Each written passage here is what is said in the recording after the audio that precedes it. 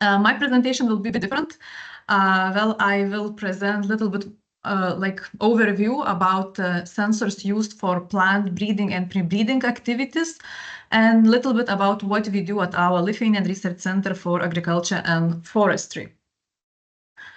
So with global warming and growing population, we need breed cultivars more resistant for various abiotic and biotic stresses, such as pest and pathogen resistant plants, also more nutritious plants, also plants with stable yield and using more efficient water and nitrogen. And for plant breeding, there is very different techniques used for breeding. It can be conventional breeding, mutagenesis, transgenesis, genome editing, and some tools as genomic selection and pre-breeding. And whatever technique you choose, at some point you need to phenotype to understand the various traits related to yield of plants. So it means you need phenotype. And phenotyping is genotype interaction with environment. And if genotyping now become cheaper and cheaper every year, how plants behave in different environments is still a bottleneck, and still it's quite laborious work to do. If we talk about plant phenotyping tools and techniques, there is like this eye-based plant phenotyping, when breeders going in the field and score plants. There is hand phenotyping, when you use various hand tools as SPAD and NDVI measurement.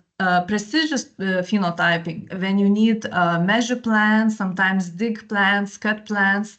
So it's invasive methods. And definitely now high-throughput plant phenotyping using various tools such as drones, satellites become more and more popular in pre-breeding and breeding activities. If we talk about outdoor phenotyping, definitely we have tools which are ground-based as phenocards, robots. If you talk about aerial phenotyping, you're starting from small drones and going to satellites, and you can phenotype from single plant, as we just saw, single tree, to very like broad, like huge field phenotyping.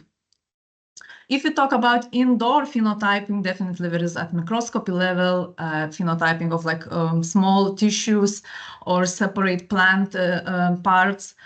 Shoot phenotyping facilities, root phenotyping facilities. The problem with these phenotyping facilities, which are quite a lot now in Europe, it's quite busy, it's quite hard to get in, but still it's quite nice to have it. Talking about all phenotyping infrastructures, most important, what's integrated or attached to tools we're using. And there is a bunch of sensors at the moment, but mostly for breeding, pre-breeding activities, we use RGB and multispectral sensors, sometimes hyperspectral, because it you can get quite a lot of data from morphological, physiological, and component content traits. If we talk about RGB, just simple camera, which we have now everyone in our mobile phones, you can get quite a lot of data, such as shoot parameters, root parameters, seed and fruit parameters, canopy cover and biomass, disease progression. Also, you can, as it's not invasive method, you can phenotype on daily or week basis and can get some dynamics of biomass growth. But more important, that all these sensors provide some additional data. So I'm talking about vegetation indices.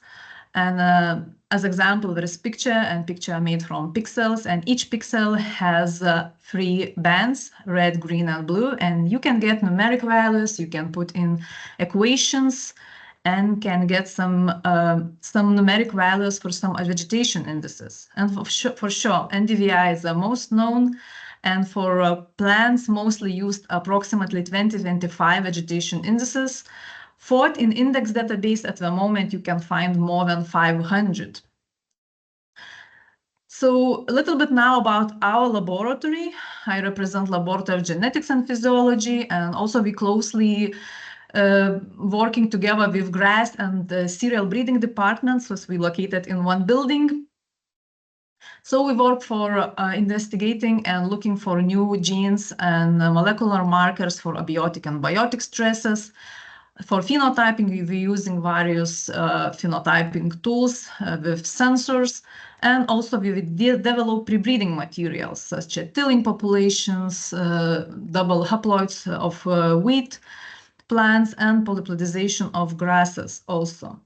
And all this work interconnected with phenotyping, and a little bit we'll talk more about what we do at our lab related with sensor-based phenotyping. So one of work we did, and already project just finished, it was international project for one of the tasks was introduce sensor-based phenotyping in Baltic breeding programs.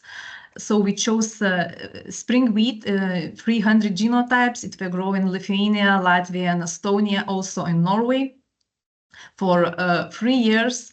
And each partners were collecting data from 300 genotype fields. So it was planted twice, so it was 600 plots, and we used it at the beginning Phantom drones. Later we moved to Mavic multispectral drone. And weekly we was done flights. The pictures were stitched together of a field. Reflectance maps were obtained for separate wavelength bands. Calculation of adjacent indices were made, and extraction of each separate plot was done. Still, the publication is not ready yet for this, but what I wanted to show that it can be used, the data from phenotypic data from sensors can be used to predict yields. And here you see 1 year random forest model made a prediction. We used 500 genotypes for as training population, 100 as testing. We made 50 rounds of all calculations for 20 vegetation indices plus plant height. And we got quite good predicted yield with relationship with actual grain yield. And then we tested it with second and third year data. Also, prediction was pretty well. And breeders directly saw the nice thing that they can get rid of 30 or 40% of genotypes before they harvesting it. We just live in the fields and do not even bother ourselves to cut the worst genotypes, because in breeding programs usually have thousands of genotypes. Also in this project, we built some phenocards in each country, and we phenotyped at plot level. And then we did correlations with drones. Actually, there is very good correlations between the same vegetation indices, but with drones, you're saving time. But phenocards, I think it's good for phenotyping if you can't fly drone. Let's say if there is some airports close and there's restrictions for flight of drones, or you're living in very windy conditions. So then maybe it's quite good. At the moment, we're having some projects, one grant at North Forsk, then we upscaling phenotyping from ground level, also drones involving satellite data for different crops. One of these work is, let's say in Lithuania, we do phenotyping for some grasses. We have 50 and 50 meter plots. We evaluating a lot of parameters, also plus enzymatic activities, flying the drone each 7 or 10 days. And each of country or each of partners also does the same. And we're hoping to get quite good results to improve yield prediction models. Also, another project we have, it's a Bellis project for breeding European legumes for increased sustainability. And here we're flying drones in pea fields of 170 genotypes. And also we will use it with some genotypic data combination of it to find some markers for yield-related traits. And very shortly, what we also have, we have indoor phenotyping facility, some plant phenotyping system with dual plant scan, with multispectral camera and laser. And it's very nice because you get directly 20 parameters and you don't need any analysis done by the program.